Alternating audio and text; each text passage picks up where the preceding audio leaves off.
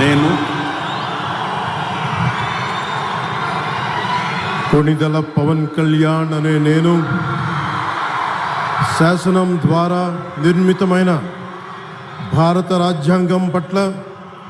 నిజమైన విశ్వాసం, విధేయత చూపుతానని, భారతదేశ సార్వభౌమాధికారాన్ని, సమగ్రతని కాపాడుతానని, ఆంధ్రప్రదేశ్ రాష్ట్ర మంత్రిగా నా కర్తవ్యాలను శ్రద్ధతో, అంతఃకరణ శుద్ధితో నిర్వహిస్తానని, భయం కానీ, పక్షపాతం కానీ, రాగద్వేషాలు కానీ లేకుండా రాజ్యాంగాన్ని, శాసనాలని